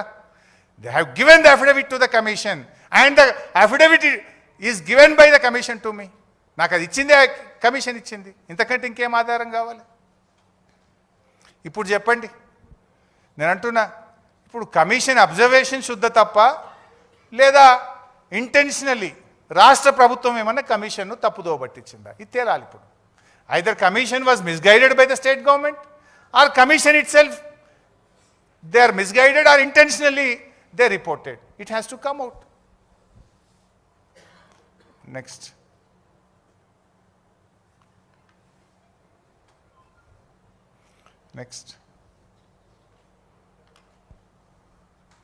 సరే, ఇదంతా నేను చెప్పిందే. నెక్స్ట్ ఇంకొక మాట నేనేమన్నారంటే sole decision of chief minister అనేది చూపించారు. అంటే ఇది నేనేమి ఎంత ఫేగ్ ఎంత వేగ్గా వీళ్ళు తయారు చేసింది అనడానికి నేను చెప్పే ప్రయత్నం. ఇదంతా కూడా అసెంబ్లీలో కడిగేస్తాం, దుమ్ము దులిపేస్తాం. వాళ్ళు దమ్ముంటే మైక్ కట్ చేయకుండా టైం ఇవ్వాలి. మైక్ కట్ చేయొద్దు. మైక్ కట్ చేసి మీరు పారిపోతారు. ఎప్పుడు కూడా ఈ ప్రభుత్వానికి, రేవంత్ ప్రభుత్వానికి మైక్ కట్ చేయడం, పారిపోవడం అలవాటు. అన్ని నిజాలు బయట పెడతాం. ఇంకా మరిన్ని ఆధారాలు ఉన్నాయి మా దగ్గర, మొత్తం బయట పెడతాం. అయితే నేనేమంటారు, it's a decision of chief minister. నేను ఇందాకనే చెప్పిన, ఒక ప్రాజెక్టును పూర్తి చేయడం కోసం ముఖ్యమంత్రి రివ్యూ చేయడం అనేది ఆయన బాధ్యత. ఆ ముఖ్యమంత్రి రివ్యూ చేయకపోతే తప్పు, కానీ రివ్యూ చేస్తే తప్ప. It is totally illogic. ఇదేదో రాజకీయ ప్రమే, it's not political. Is the political executive. డెఫినెట్గా ఆయన రివ్యూ చేయాలి. నిజంగా రాష్ట్రం మీద ప్రేమ ఉన్న వ్యక్తి, ఉద్యమం చేసి తెలంగాణ సాధించిన వ్యక్తి, ప్రాణాలు త్యజించడానికి సిద్ధపడి తెలంగాణ రాష్ట్రాన్ని సాధించిన వ్యక్తి, తెలంగాణ ప్రజలకు నీళ్లు ఇవ్వాలని తపన పడ్డ వ్యక్తి కనుక రాత్రింబవళ్ళు కష్టపడ్డాడు, తండ్లాడిండు, తొందరగా పూర్తి చేయడానికి రివ్యూ చేసిండు. కానీ దాన్ని సోల్ డెసిషన్ అన్నట్టుగా చేశారు. వాస్తవమైంది ఇందాకనే మీరు చూసిండ్రు. ఇందాకనే స్పష్టంగా పేజ్ నెంబర్ 14లో మీకు చూపించాను. ఎక్స్పర్ట్స్ కమిటీయే చెప్పింది, వ్యాప్కోస్ has chosen after conducting the LiDAR survey Medigadda Annaram Sundilla location. Number 1. Number 2, high power committee, అంటే అందులో రిటైర్డ్ మన ఈఎన్సీలు, చీఫ్ ఇంజనీర్లతో కూడిన హై పవర్ కమిటీ రెఫర్ చేసింది, క్యాబినెట్ డెసిషన్ తీసుకుంది, సిడబ్ల్యూసి కూడా దాన్ని ఆమోదించింది. సిడబ్ల్యూసికి ఇదంతా పంపిన డిపిఆర్ కూడా చూపించిన మీకు. CWC has approved, cabinet has approved, and వ్యాప్కోస్ has suggested, high power committee has recommended. ఇంత స్పష్టంగా ఉంటే ఇది సోలో డెసిషన్ అనేటువంటి ఒక తప్పుడు ఆరోపణ మన మీద ఈరోజు ఒక కుట్రపూరితంగా చేసినటువంటి పరిస్థితి. అసలు తప్పుడు పని ఎవరైనా చేస్తే ఆనాడు తమ్మిడిహట్టి దగ్గర మీరు చేసిండ్రు. ఆనాడు ఏ అనుమతులు లేకుండా, నీటి లభ్యత ఉన్నదా లేదా అని చూడకుండా, మహారాష్ట్రతో ఒప్పందం లేకుండా, వైల్డ్ లైఫ్ ఉన్నదా అని చూడకుండా ఆనాడు మీరు తప్పు చేసిండ్రు. మేము అటు వ్యాప్కోస్, ఇటు హై పవర్ కమిటీ, అటు cabinet and CWC, every one has agreed. Next.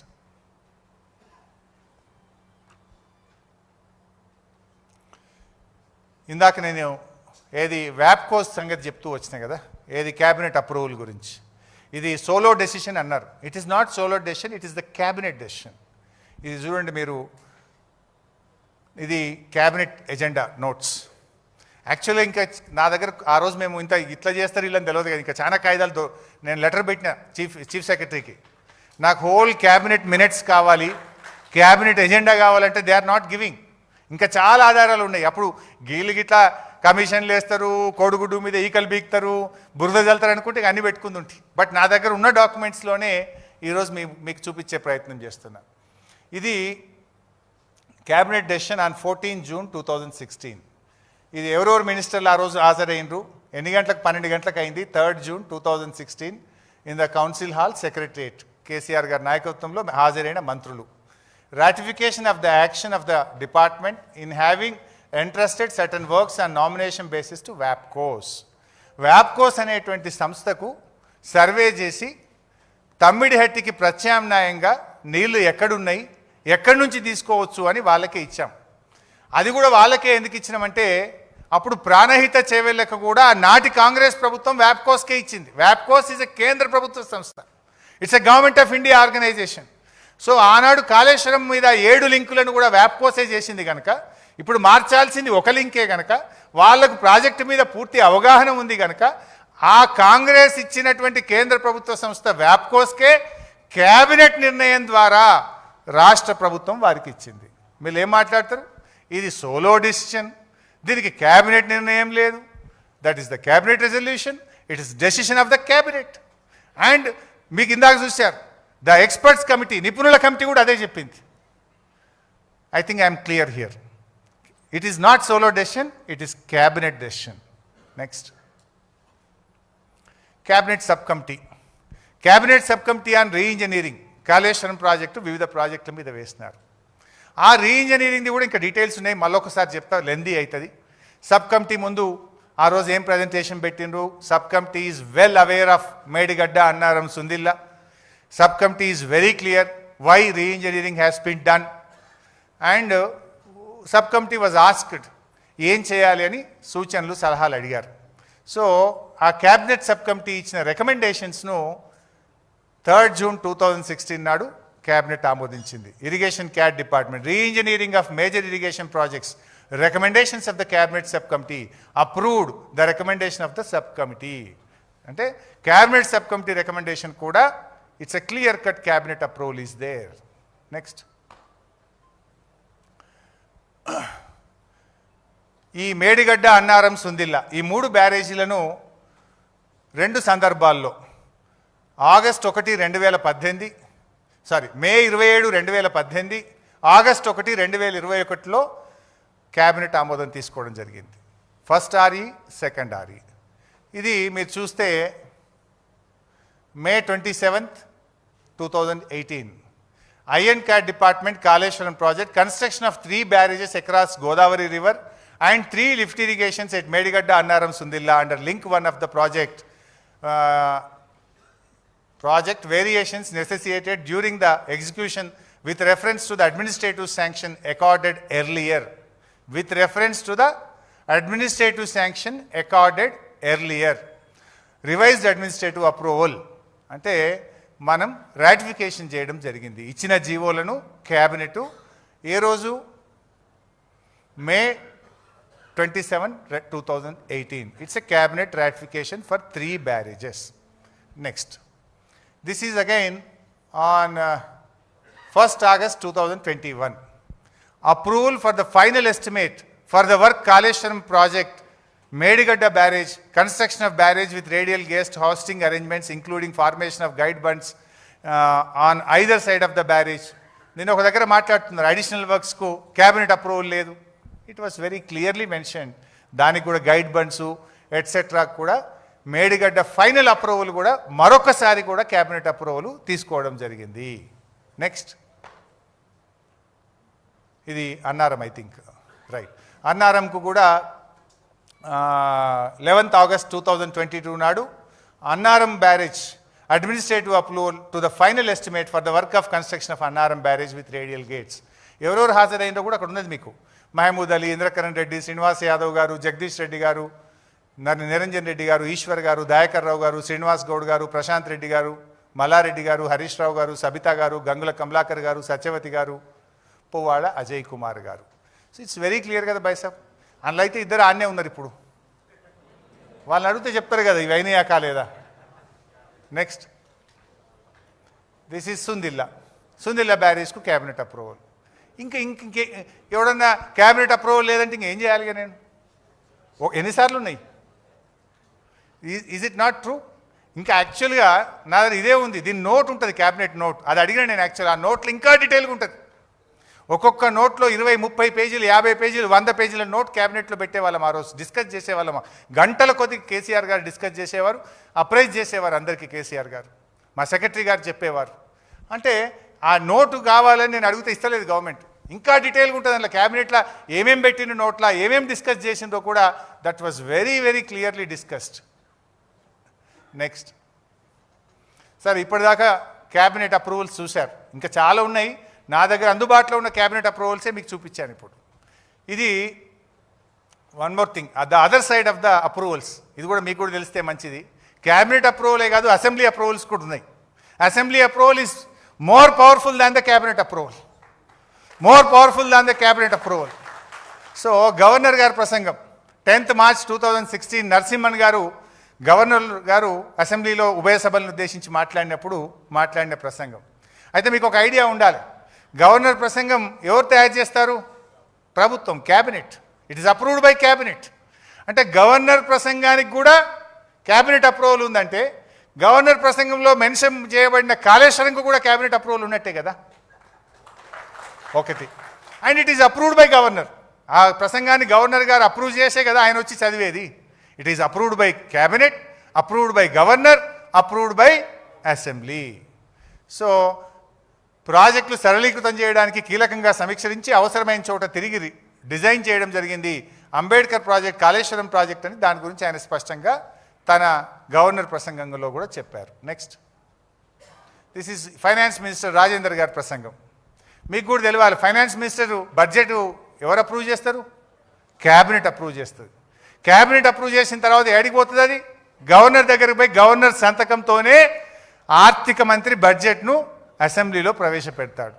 అంటే ఫైనాన్స్ మినిస్టర్ స్పీచ్లో కూడా స్పష్టంగా చెప్పబడ్డది, ఈ అవగాహన ఫలితంగా గోదావరిపై మేడిగడ్డ, ప్రాణహితపై తుమ్మిడిహట్టి, పెనుగంగపై రాజుపేట, చనాక కొరాట ఇవన్నీ ఇట్లా పాలమూరు ఎత్తిపోతల పథకం, ఉత్తర తెలంగాణకు కాళేశ్వరం ప్రాజెక్టు ద్వారా, దక్షిణ తెలంగాణకు పాలమూరు ఎత్తిపోతల పథకం ద్వారా నీళ్లు ఇవ్వాలని నిర్ణయించినము అని ఆర్థిక మంత్రి తన ప్రసంగంలో అసెంబ్లీలో చెప్పారు. ఆర్థిక మంత్రి ప్రసంగం approved by cabinet, approved by governor. ఇంతకంటే క్లియర్ ఏం కావాలి? This is very clear. Next, KCR గారు ప్రజెంటేషన్ ఇచ్చారు. వీళ్ళు ఏం మాట్లాడతారు? లేలే ఒక్కడే నిర్ణయం తీసుకున్నాడు, సోలో నిర్ణయం తీసుకున్నాడు హరీష్ రావు లేకపోతే కేసీఆర్ గారు అని మాట్లాడుతున్నారు. కేసీఆర్ ఎంత ఫెయిర్గా ఉన్నాడంటే ప్రభుత్వం చేస్తున్న కార్యక్రమాలను శాసనసభకు వివరించిండు. It is first time in the history of the state, I think రాష్ట్రంలో దేశంలోనే ఫస్ట్ ఒక ముఖ్యమంత్రి పవర్ పాయింట్ ప్రజెంటేషన్ పెట్టి ఈ రాష్ట్రంలో జరుగుతున్న అభివృద్ధి కార్యక్రమాలను శాసనసభకు వివరించిన ముఖ్యమంత్రి ఈ భారతదేశంలో ఎవరు ఉన్నారంటే దట్ ఈస్ ఓన్లీ కేసీఆర్. ముఖ్యమంత్రి గారు స్వయంగా 31 మార్చ్ 2016 పైన ఉంది, 31 మార్చ్ 2016 నాడు వీడియోలో చూపిస్తూ, ప్రొజెక్టర్పై ఆ ప్రాంతాన్ని చూపిస్తూ, ఇది మేడిగడ్డ రిజర్వాయర్, అక్కడి నుండి ఇక్కడ దాకా లైవ్ వస్తుంది, ఈ మార్గంగా మనం సుందిల్లా అన్నారం బ్యారేజీలో నీళ్లు తీసుకుంటాము, సుందిల్లా బ్యారేజ్ దగ్గర నీళ్లు ఉంటాయి, ప్రొజెక్టర్పై ఆ ప్రాంతాన్ని చూపిస్తూ దీని నుంచి దీంట్లో నీళ్లు పోస్తే ఎల్లంపల్లి దాకా మనకు నీళ్లు ఉంటాయి, ఎల్లంపల్లి ఆల్రెడీ కట్టి ఉన్నది. ఇంకోటి బైసాబ్, ఈ డాక్యుమెంటు మీరు గూగుల్లో పోయి కొడితే అసెంబ్లీ రికార్డ్స్లో ఉంటుంది. It is not a private document, it's a public document. నేను కూడా గూగుల్లో కొట్టే తీసుకున్నా. ఇది నాకు ఎక్కడి నుంచి అసెంబ్లీలో ఇయ్యలే వాళ్ళు. ప్రతి ఎమ్మెల్యేకి ఒక పిన్ కోడ్ ఇస్తారు అసెంబ్లీ లైబ్రరీ చూసుకోవడానికి. నా కోడ్ కొట్టి నేనే తీసుకొని దాంట్లోకి ఎక్స్ట్రాక్ట్ చేసి పెట్టినా. ఇప్పుడు కేసీఆర్ గారు సోలో నిర్ణయం అంటారు. ఆయన ఎంత గొప్పగా అంటే అన్ని క్యాబినెట్ నిర్ణయాలు, సిడబ్ల్యూసి, వ్యాప్కోసు మీకు అవన్నీ చూపించాను. ఇది కూడా ఆయన రాష్ట్ర ప్రభుత్వం తీసుకున్న ఆలోచనను శాసనసభలోని అన్ని పక్షాలకు చెప్పాలి, రాష్ట్ర ప్రజలకు చెప్పాలి అని పవర్ పాయింట్ ప్రజెంటేషన్ ఇచ్చి అన్ని రాజకీయ పార్టీల అభిప్రాయాలు తీసుకున్నారు. రాష్ట్ర ప్రజలకే చెప్పిండు కదా KCR. How can it be a solo decision? That was very well discussed in the assembly. సరే, ఉత్తమ్ కుమార్ రెడ్డి ఏమో నేను ప్రిపేర్ అయ్యి రాలేదని పారిపోయింది. కానీ మిగతా బీజేపీ వాళ్ళు, సిపిఐ వాళ్ళు, ఇతర పార్టీలన్నీ అయితే పాల్గొన్నారు కదా. ఎంఐఎంఓ అన్ని పార్టీలు పాల్గొన్నాయి, తమ తమ సూచనలు ఇచ్చారు, కేసీఆర్ గారిని అభినందించారు, మంచి నిర్ణయం తీసుకున్నారని చెప్పిండ్రు.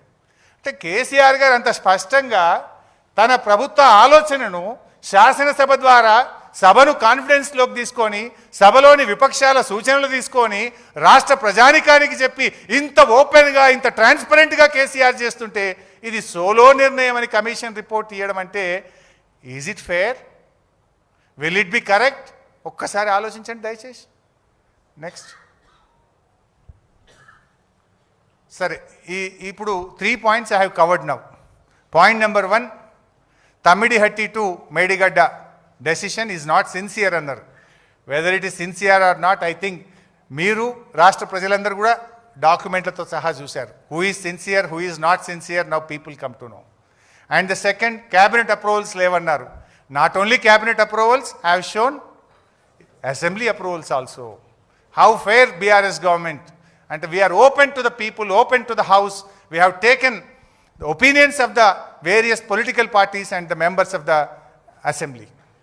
అంతేకాకుండా నిపుణుల కమిటీ తొక్కిపెట్టిరు. నిపుణుల కమిటీ ఇట్లా అంటే నిపుణుల కమిటీ కుండ బద్దలు కొట్టినట్టు కమిషన్కు చెప్పింది, అఫిడవిట్ ఇచ్చింది. With document I have shown that. 3 points I cleared now. నిన్న ఒక దగ్గర వాళ్ళు మాట్లాడుతూ ఏమన్నారు, కేసీఆర్ గారు 71,000 కోట్లకు జాతీయ ప్రాజెక్ట్ ఇవ్వమని ఢిల్లీకి రాసిండ్రు. తప్పేముంది? ప్రాణహిత కూడా రాసిండు. We're very sincere. ఇనీషియల్గా ప్రాణహిత కట్టాలని పనులు కొనసాగించినాం. ప్రాణహితకు జాతీయ హోదా ఇవ్వమని ముఖ్యమంత్రిగా ప్రమాణ స్వీకారం చేసిన నెల రోజుల్లోపే కేసీఆర్ ప్రధానమంత్రికి లేఖ రాసిండు. అదేవిధంగా దీనికి కూడా జాతీయ హోదా ఇవ్వండి అని కేంద్రం మీద ఒత్తిడి పెంచడం తప్ప, ఢిల్లీ నుంచి నిధులు అడగడం తప్ప. So DPR is under preparation. ఇంజనీర్లు ఇచ్చినటువంటి టెంటేటివ్ రిపోర్ట్ ప్రకారంగా మాకు జాతీయ హోదా ఇవ్వండి అని. ఇవాళ పోలవరంకు జాతీయ హోదా ఇచ్చినప్పుడు ఎంత, ఇవాళ పోలవరం ఎంత అయింది తెలియదా మనకు? ఆనాడు పోలవరం స్టార్ట్ చేసిన నాడు ఎంత, మధ్యలో 2 సార్లు ఎంత పెరిగింది, ఇప్పుడు ఎంత పెరుగుతుంది? 1,00,000 కోట్లు అయినా పోలవరం కాదు. స్టార్ట్ చేసిన నాడు 10,000 కోట్లు అన్నారు. 1,00,000 కోట్లు ఇచ్చినా పోలవరం ఇంకా పూర్తిగా ఇంకా మిగిలే ఉంటుంది, పెరుగుతుంది ఏ ప్రాజెక్ట్ అయినా. సో అదేదో తప్పు అన్నట్టు మాట్లాడిండ్రు. అయితే ఇక్కడ ఇంట్రెస్టింగ్ పాయింట్ చెప్పాలి. రేవంత్ రెడ్డి రాగానే నారాయణపేట కొడంగల్ లిఫ్ట్ కొబ్బరికాయ కొట్టిండా? ఏ క్యాబినెట్ అప్రూవల్ ఉందని కొట్టినావు నాయన నువ్వు? ఏ డిపిఆర్ ఉందని కొట్టినావు నాయన నువ్వు? ఏ సిడబ్ల్యూసి కమిషన్ రిపోర్ట్ ఉందని నువ్వు పనులు స్టార్ట్ చేసినావని అడుగుతున్నా. ఇది నేను నోటి మాట చెప్తలేను. ఇన్ఫర్మేషన్ యాక్ట్లో నేను అడిగితే సమాధానం 11/9/2024లో రాష్ట్ర ప్రభుత్వ ఇరిగేషన్ శాఖ ఇచ్చిన ఆన్సర్ నాకు, please provide calculations and details of cost benefit ratio అన్న రిప్లై, డిపిఆర్ అండర్ ప్రిపరేషన్. ఎప్పుడు కొట్టిండు రేవంత్ రెడ్డి కొబ్బరికాయ? ఫిబ్రవరి 2024లో కొట్టిండు. నాకు రిప్లై ఎప్పుడు వచ్చింది? 9th month 2024లో వచ్చింది, సెప్టెంబర్లో. అంటే డిపిఆర్ లేకుండానే కొబ్బరికాయ కొట్టిండు, పనులు స్టార్ట్ చేసిండు. నెక్స్ట్ ప్లీజ్ అదే ఉండు బాబు, బ్యాక్ ఇందాకది back right. Please provide clearance documents from central water commission, ministry of environment and central electricity authority under process. అంటే సిడబ్ల్యూసి అనుమతి లేదు, ఎన్విరాన్మెంట్ అనుమతి లేదు, డిపిఆర్ లేదు. మరి ఇవాళ దాన్ని పనులు ప్రారంభించిండ్రు, బిల్లులు చెల్లించిండ్రు. ఇప్పుడు ఎవరిని వేయాలి లోపల? కాళేశ్వరంకి అన్ని అనుమతులు ఉన్నాయి. నువ్వు ఏ అనుమతులు లేకుండా, డిపిఆర్ లేకుండా, సిడబ్ల్యూసి అనుమతులు లేకుండా నువ్వు ఎట్లా కడతావు ఈ ప్రాజెక్టు అని అడుగుతున్నా. అంటే మాట్లాడు ఈజీ, దీనికి సమాధానం చెప్పండి. మరి ఇప్పుడు ఉంటే చూపి ఉత్తమ్ కుమార్ రెడ్డి. నారాయణపేట కొడంగల్ లిఫ్ట్ ఇరిగేషన్ ఏదైతే నువ్వు 4,350 కోట్లతో స్టార్ట్ చేసినావో దానికి సిడబ్ల్యూసి అనుమతి ఉందా? దానికి నీటి కేటాయింపులు ఉన్నాయా? దానికి డిపిఆర్ ఉందా? దానికి ఏదైనా కేంద్ర ప్రభుత్వం నుంచి ఒక్క అనుమతి ఉందా? ఏ అనుమతి లేకుండా కొబ్బరికాయ ఎట్లా కొట్టినావు, పనులు ఎట్లా స్టార్ట్ చేసినావు, బిల్లులు ఎట్లా చెల్లించినావో సమాధానం చెప్పు ఫస్ట్. నెక్స్ట్ ఇక ఇదో కథ. ఈడు ఎన్డిఎస్ఏ అని అదొక రాగం తీస్తుర్రు. అసలు ఎన్డిఎస్ఏ సంగతి చెప్పాలి. ఇక ఈ NDSA national dam safety authority, ఈ ఎన్డిఎస్ఏలో ఎవరు పనిచేస్తారు? Who is NDSA? అది కూడా సిడబ్ల్యూసిలో అంతర్భాగం. సెంట్రల్ వాటర్ కమిషన్లో ఇందాక వ్యాప్కోస్ చెప్పిన కదా, వ్యాప్కోస్ కూడా సిడబ్ల్యూసిలో అంతర్భాగం, ఎన్డిఎస్ఏ కూడా సిడబ్ల్యూసిలో అంతర్భాగం. అక్కడ ఎవరు ఉద్యోగం చేస్తారు? సిడబ్ల్యూసి ఇంజనీర్లనే వ్యాప్కోస్ ఎండీగా వేస్తుంటారు, సిడబ్ల్యూసి ఇంజనీర్లనే ఎన్డిఎస్ఏకి వేస్తుంటారు. మొత్తం ఇప్పుడు మన జిఆర్ఎంబీకి అయినా సిడబ్ల్యూసీ వాళ్ళే వస్తారు, కేఆర్ఎంబీకి అయినా సిడబ్ల్యూసీ వాళ్ళే వస్తారు, పోలవరం ప్రాజెక్ట్ అథారిటీలోనైనా సిడబ్ల్యూసీ వాళ్ళే వస్తారు, లేదు ఎన్డిఎస్ఏ అయినా సిడబ్ల్యూసీ వాళ్ళే వస్తారు. అంటే ఆ సిడబ్ల్యూసీలో రిక్రూట్ అయినటువంటి ఇంజనీర్లలో వాళ్ళను వాళ్ళ కెపాసిటీల ఆధారంగా వేరియస్ సందర్భాల్లో ప్రమోషన్ల మీద, మనకు జిఆర్ఎంబీ కేఆర్ఎంబీ ఉంది కదా హైదరాబాద్లో, అందులో కూడా సిడబ్ల్యూసీలో ఉంటారు, ఎన్డిఎస్ఏలో కూడా సిడబ్ల్యూసీ ఉంటారు, పోలవరం ప్రాజెక్టుకి కూడా సిడబ్ల్యూసీ ఉంటుంది. ఇక now I will come to the point. ఏంది అసలు ఎన్డిఎస్ఏ కథ ఏంది? మరి ఎన్డిఎస్ఏ అనేది దేశం మొత్తానికి ఒకే నీతి ఉండాలనా, రాష్ట్రంకి ఒక నీతి ఉంటుందా? గోదావరి నది మీద మనం కట్టిన మేడిగడ్డలో 2 పియర్స్ కుంగిపోయినాయి. దానికి పిలవకుండానే రాష్ట్ర ప్రభుత్వం పిలిస్తే రావాలి. అప్పుడు అసెంబ్లీ ఎలక్షన్లకు నోటిఫికేషన్ వచ్చింది, కోడ్ ఆఫ్ కండక్ట్ ఉంది, మనం పిలవకుండానే వచ్చిండ్రు. 3 రోజుల్లో రిపోర్ట్ ఇచ్చిండ్రు, 3 రోజుల్లో అసెంబ్లీ ఎలక్షన్లు ఉన్నాయని చెప్పి 1st November అనుకుంటా, 30th November ఎలక్షన్ అయింది కదా, 1st November నాడు రిపోర్ట్ ఇచ్చింది. నామినేషన్లు పడుతుందే రిపోర్ట్ వచ్చింది 1st November నాడు. అంటే మీ ఉద్దేశం ఏంది? రాజకీయ దురుద్దేశం. అది కుంగిన 2 రోజులకే వచ్చిండ్రు, 3 రోజుల రిపోర్ట్ ఇచ్చిండ్రు. మరి నేను ఒక క్వశ్చన్ అడుగుతున్నా, అదే గోదావరి నది మీద పోలవరం ప్రాజెక్టు కూలింది కదా, దాదాపు 3,000 కోట్ల రూపాయలు నష్టం జరిగింది కదా, ఒక్కసారి కాదు పోలవరం 3 సార్లు కూలింది కదా, మరి దాని మీద ఈ రోజు వరకు ఎన్డిఎస్ఏ ఎందుకు పోదు? ఎన్డిఎస్ఏ ఎందుకు రిపోర్ట్ ఇయ్యదు? 5 ఏళ్ళైంది ఇప్పటికి పోలవరం కూలి, 5 సంవత్సరాలు పని ఆగిపోయింది అక్కడ. మరి ఇప్పుడు ఏమంటున్నారు మీరు? 2 పిల్లర్లు గుంగుతేనే కేసీఆర్ మీద చర్య తీసుకోవాలి, ఇరిగేషన్ మంత్రి మీద చర్య తీసుకోవాలంటున్నావు. మరి పోలవరం 3 సార్లు కూలితే పోలవరం కట్టిన కేంద్ర ప్రభుత్వ అధినేత ప్రధానమంత్రి మీద చర్య తీసుకుంటావా? ఎగ్జిక్యూట్ చేసిన రాష్ట్ర ముఖ్యమంత్రి, ఆంధ్రప్రదేశ్ ముఖ్యమంత్రి మీద చర్య తీసుకుంటావా? ఎందుకో మాట్లాడరు అక్కడ. పోలవరం నేషనల్ ప్రాజెక్ట్, కడుతున్నది కేంద్ర ప్రభుత్వం. మరి పోలవరం కూలితే ప్రధానమంత్రి నైతిక బాధ్యత వహించాలనా? పోలవరం కూలితే ఎగ్జిక్యూటివ్ చేసిన రాష్ట్ర ప్రభుత్వం బాధ్యత వహించాలనా? అక్కడ ఎందుకో మాట్లాడారు. మరి ఇదే గోదావరి నది కిందికి మేడిగడ్డ మీద ఉంటుంది, కిందికి పోతే పోలవరం. మరి 3 సార్లు కూలింది. ఈడ కుంగినే 2 పిల్లర్లు. మరి ఆడికి ఎందుకో NDSA బోదు, ఆడెందుకో రిపోర్ట్లు రావు, అక్కడెందుకో నైతిక బాధ్యత మాట్లాడరు. ఇదంతా రాజకీయ కుట్రతోని 2 పిల్లర్లు గుంగితే ఇంత కథ చేస్తారు. ఇక ఇంకా అసలు పాయింట్ చెప్పాలి. గమ్మత్ ఏంటంటే పోలవరం గూలినప్పుడు దానికి ఇంజనీర్ ఎవరు తెలుసా? NDSA రిపోర్ట్ ఇచ్చిన చంద్రశేఖర్ అయ్యర్. ఆయన కట్టిందే కూలింది, ఆయన వచ్చి మనకు చెప్తారట్టుగా. ఇది ఏం పంచాయతీ, ఎక్కడి కథ ఇది? మీకు NDSA చైర్మన్గా పనిచేసిన చంద్రశేఖర్ అయ్యర్ పోలవరం అథారిటీ చైర్మన్గా ఉంటూ నిర్మించిన డయాఫ్రేమ్ వాల్ కొట్టుకుపోయింది. అంటే పోలవరం ప్రాజెక్ట్ అథారిటీ అంటే ఏంటంటే దాంట్లో కేంద్ర ప్రభుత్వ ఇంజనీరు చైర్మన్గా ఉంటాడు, రాష్ట్ర ప్రభుత్వ ఇంజనీర్లు సభ్యులుగా ఉంటారు. అలా తెలంగాణ ప్రిన్సిపల్ సెక్రటరీ కూడా ఒక మెంబర్ ఉంటాడు, ఎందుకంటే మనకు ముంపు ఉంటుంది కనుక. అయితే ఆ పోలవరం ప్రాజెక్ట్ అథారిటీ చైర్మన్ ఎవరు? CWC ఇంజనీర్ ఎవరంటే చంద్రశేఖర్ అయ్యర్. ఇప్పుడు NDSA రిపోర్ట్ ఎవరు ఇచ్చారు? చంద్రశేఖర్ అయ్యర్ ఇచ్చాడు. ఆయన గట్టిన పోలవరమే కూలిపోతే దిక్కులేదు, ఇక ఆయన వచ్చి 2 కుంగిన పిల్లలకు రిపోర్ట్ ఇస్తారట. అంటే ఇది ఏ పార్టీ నిజాయితీ, ఏం సిన్సియారిటీ, దీని వెనుక ఉన్న కుట్ర ఏందో ఇవాళ మీరు రాష్ట్ర ప్రజలు అర్థం చేసుకోగలుగుతారు. ఇదంతా కూడా ఇంకా ఆ రిపోర్ట్లు కూడా ఎట్లా వచ్చినాయో మీకు తెలుసు ఎగ్జాక్ట్గా. అసెంబ్లీ ఎలక్షన్ల ముందు ప్రిలిమినరీ రిపోర్ట్, పార్లమెంట్ ఎలక్షన్ల ముందు మధ్యంతర నివేదిక. ఇక బీఆర్ఎస్ పార్టీ 25 ఏళ్ళు నిండిన రజతోత్సవం జరుపుకుంటుందంటే ఇక ఆ రోజు తుది నివేదిక. ఈ రకంగా చేస్తుంటారు. మరి ఇంకోటి అడుగుతా, SLBC. మొన్న SLBC కుప్పకూలింది. కాళేశ్వరం అంటే ఏందో మీకు నెక్స్ట్ చెప్తా. కాళేశ్వరంలో 100 కాంపోనెంట్లు ఉన్నాయి, 100లో మేడిగడ్డ ఒకటి. ఆ మేడిగడ్డలో 2 పిల్లర్లు గుంగినాయి. దానికి ఇంత సినిమా చేసినావు. మరి SLBC మొత్తానికే కుప్పకూలింది కదా, 6 శవాలు ఈరోజు కూడా బయటకు రాలే ఇంకా. మరి SLBC కూలితే రేవంత్ రెడ్డి, ఉత్తమ్ కుమార్ రెడ్డి కూడా బాధ్యత వహించాలి కదా ఈ రిపోర్ట్ ప్రకారంగా. 2 పిల్లలు గుంగితే కేసీఆర్ది తప్పు, హరీష్ రావు తప్పు అంటున్నావు. మొత్తం SLBC కొట్టుకుపోయింది, SLBC కుప్పకూలింది, 6 శవాలు బయటకు రాలేదు. దానికి ఈ రిపోర్టే బేసిస్ అనుకుంటే రేవంత్ రెడ్డి, ఉత్తమ్ కుమార్ రెడ్డి కూడా బాధ్యత వహించాల్సి ఉంటుంది. Are they ready? అంటే ఏంది ద్వంద్వ నీతి? ఏంది పోలవరంకో నీతి, SLBCకో నీతి, కాళేశ్వరంలో 2 పిల్లర్లకో నీతా? నెక్స్ట్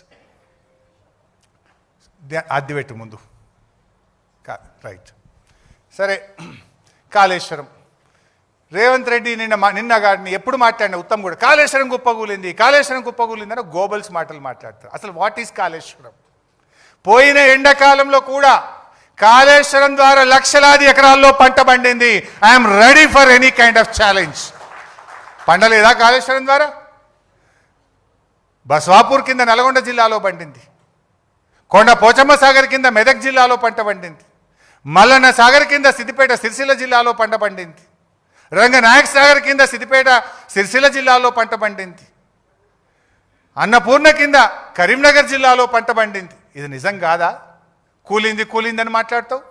కాళేశ్వరం అంటే 3 బ్యారేజీలు, 15 రిజర్వాయర్లు, 19 సబ్స్టేషన్లు, 21 పంప్ హౌస్లు, 203 కిలోమీటర్ల సొరంగము, 1531 కిలోమీటర్ల గ్రావిటీ కెనాలు, 98 కిలోమీటర్ల ప్రెజర్ మెయిన్, 141 టీఎంసీల రిజర్వాయర్ల సామర్థ్యము, 530 మీటర్ల ఎత్తుకు లిఫ్టు, 240 టీఎంసీల నీటి వినియోగం. All are perfect, everything is perfect. నేను అడుగుతున్నా, ఈ 15 రిజర్వాయర్లు ఇంటాక్ట్ లేవా? పోదామా? ఎవరు వస్తారో రండి, పోదాంపా. బసవాపూర్ పోయి నిలబడి చూద్దాంపా, కొండ పోచమ్మ మీద నిలబడి చూద్దాంపా, మల్లన్న సాగర్ కట్ట మీద నిలబడి చూద్దాంపా, రంగనాయక్ సాగర్ కట్ట మీదకి పోయి అడుగుదాంపా, అన్నపూర్ణ కట్ట మీద పోయి నిలబడదాంపా. 15 రిజర్వాయర్లు పర్ఫెక్ట్గా ఉన్నాయా లేవా? ఆ రిజర్వాయర్ల కింద నీళ్లు పారుతున్నాయా లేవా? పంటలు పండుతున్నాయా లేవా? మరి కూలింది అంటావు. 19 సబ్స్టేషన్లు పర్ఫెక్ట్ ఉన్నాయి, 21 పంప్ హౌస్లు ఇంటాక్ట్ ఉన్నాయి, 203 కిలోమీటర్ల టనల్ ఇంటాక్ట్ ఉన్నది, 1531 కిలోమీటర్ల గ్రావిటీ కెనాల్ పక్కాగా ఉన్నది, ఇన్ని 98 కిలోమీటర్ల ప్రెజర్ మెయిన్ పక్కా ఉన్నది. గా 3 బ్యారేజీల్లో 1 బ్యారేజీలో 2 పియర్లు ఉంగినాయి గంతే. అది పెట్టు బాబు. నెక్స్ట్ ఇది సుందిల్లా 74 గేట్లు. 74 గేట్లు అంటే ఈ 2 piers, this is called pier. This is called pier. ఈ రెండు పియర్ల మధ్య ఉండేది గేట్. ఇదొక పియర్, ఇదొక పియర్, రెండు పియర్ల మధ్య ఉండేది గేట్. సో గేట్ల సంఖ్య 74. అంటే ఏమవుతుంది, పియర్లు 75 ఉంటాయి, ఒకటి ఎక్కువ ఉండాలి కదా, మధ్యలో రావాలి కదా. సో సుందిలలో 75 పియర్లు ఇంటాక్ట్ ఉన్నాయి, బ్యారేజ్ ఇంటాక్ట్. ఇది నేను చెప్పలే, ఉత్తమ్ కుమార్ రెడ్డి శాసన మండలిలో కోదండరాం ప్రశ్న అడిగితే సుందిల్ల అన్నారం బ్యారేజీలు సేఫ్ అని ఉత్తమ్ కుమార్ రెడ్డి అసెంబ్లీలో చెప్పిండు.